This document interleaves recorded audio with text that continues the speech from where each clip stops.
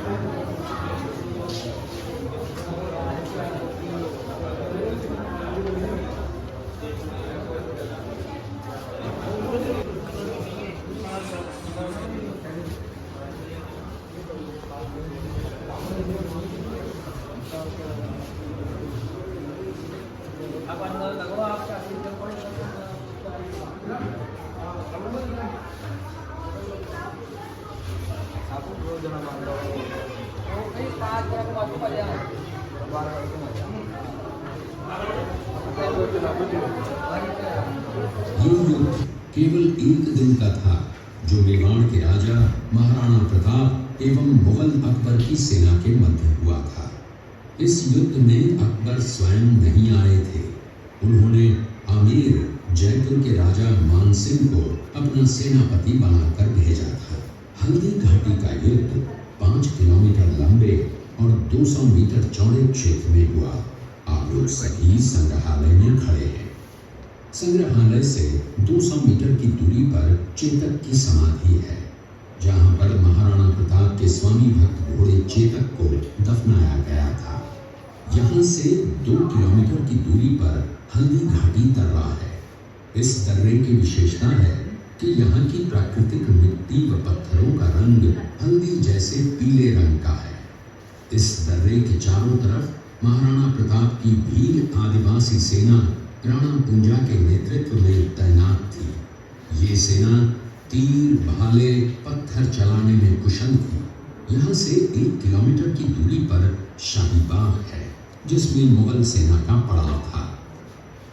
मुगल सेना 18 जून 1576 ईस्वी को प्रातः सूर्योदय के साथ मेवाड़ की राजधानी गोविंदा की तरफ आगे बढ़ने लगी।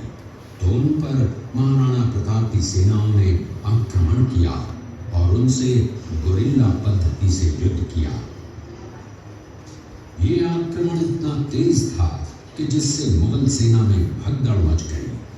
महाराणा प्रताप की सेनाओं ने मुगल सेना को यहाँ से 3 किलोमीटर दूर पीछे समतल क्षेत्र में, जहाँ अभी खमनोर गांव है, वहां तक खदेड़ दिया।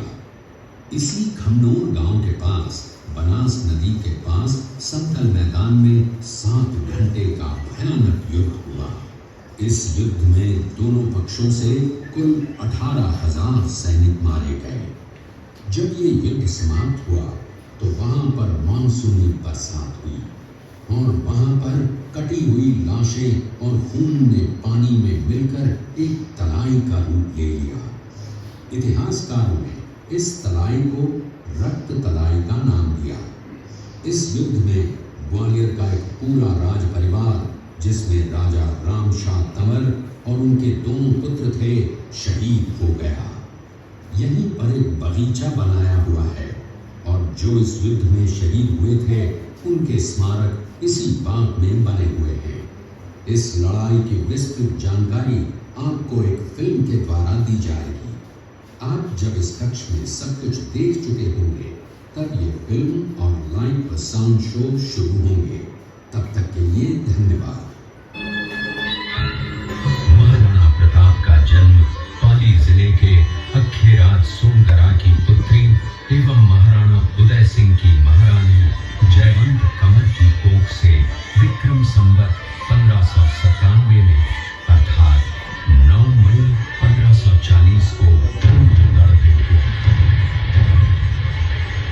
बाल्यकाल चित्तौड़गढ़ में गुजरा।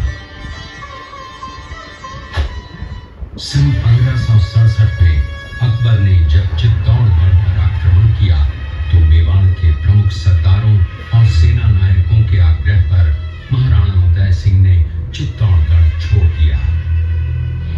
अपने देश, कुल, गौरव और मातृभूमि की मर्यादा के लिए प्राण न्योछावर करने वाले योद्धाओं और ललनाओं से प्रताप ने न केवल सीख ली बल्कि ये घटना उनके जीवन का आधार बन गई। फरवरी 1572 को महाराणा उदय सिंह का देहांत हुआ। प्रताप की ज्येष्ठता और योग्यता को ध्यान में रखते हुए सरदारों ने उनको राजगद्दी पर आसीन किया। होली के दिन उनका गोगुंदा में राज तिलक हुआ। उस समय तक लगभग सभी राजाओं ने अकबर की अधीनता स्वीकार कर ली थी। एकमात्र महाराणा प्रताप ने अपना मस्तक अकबर के आगे नहीं झुकाया। प्रताप मुगलों से लोहा लेने की तैयारी में जी जान से जुट गए। 18 जून 1576 की सुबह हल्दी घाटी और खमनोर के मध्य एक मैदान में ऐतिहासिक युद्ध हुआ। महाराणा प्रताप की सेना गोगुंदा से हल्दी घाटी पहुंची, जबकि सेनापति मानसिंह के नेतृत्व में मुगल सेना ने हल्दी घाटी के ठीक नीचे मैदान में अपना मोर्चा जमाया। मुगल सेना के हरावल दस्ते द्वारा घाटी में घुसपैठ करने के प्रयास की प्रतिक्रिया स्वरूप महाराणा प्रताप की सेना मुगलों पर टूट पड़ी। प्रताप के हरावल सैन्य दलों का नेतृत्व पठान हाकिम हासूर कर रहे थे।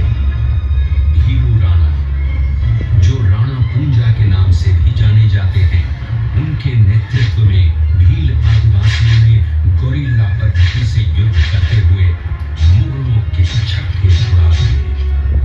देखते ही देखते शाही सेना में खलबली मच गई। रक्त तलाई, घोड़ों की टापों, हाथियों की चिंगारों और तलवारों की झंकारों से गूंज उठी।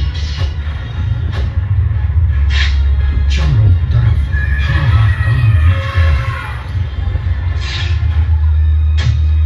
युद्ध का घटनाक्रम अचानक उस समय बदल गया जब प्रताप ने अपने घोड़े चेतक को एड़ लगाकर मानसिंह के हाथी पर चढ़ा दिया और उस पर भाले से भरपूर वार किया। मानसिंह हौदे में दुबक गया। हाथी से उतरते समय चेतक की एक टांग कट गई। इस स्थिति को भांपकर महाराणा प्रताप के हमशक्ल सेनापति झालामान ने महाराणा प्रताप से आज्ञा लेकर उनका राजमुकुट धारण किया। मुगल सेना झालामान को महाराणा प्रताप समझकर उन पर टूट पड़ी और झालामान शहीद हो गए। उधर चेतक ने अपने स्वामी को 5 किलोमीटर तक 3 टांगों पर ही लेकर एक बरसाती नाले को पार किया। उसके पश्चात उसके प्राण पखेरु उड़ गए। इस युद्ध से महाराणा प्रताप के मन पर गहरा प्रभाव पड़ा। परिणाम स्वरूप उन्होंने मुगलों पर विजय प्राप्त करने तक राजसी ठाट बाट छोड़ने और पत्तों पर भोजन करने का प्रण लिया, जिसे उन्होंने जीवन भर निभाया। महाराणा प्रताप ने अपना सैन्य बल बढ़ाकर सर्वप्रथम अरावली पर्वत की घाटियों में बसे दिवेर पर चढ़ाई कर विजय प्राप्त की। इसके बाद कुंभलगढ़ पर भी विजय प्राप्त की। सिर्फ चित्तौड़गढ़ को छोड़कर सारे मेवाड़ को अपने अधीन कर लिया। कालांतर में महाराणा ने चावंड में अपनी राजधानी स्थापित की।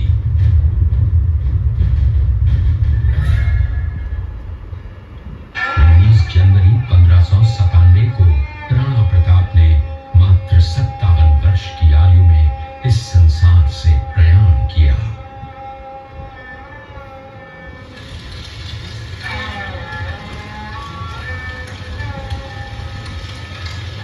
हल्दी घाटी का युद्ध एक सांप्रदायिक युद्ध न होकर आत्मसम्मान, मातृभूमि की स्वतंत्रता व स्वाधीनता का संघर्ष था।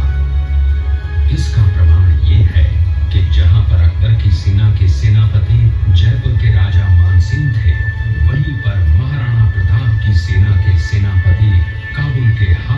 सूर थे।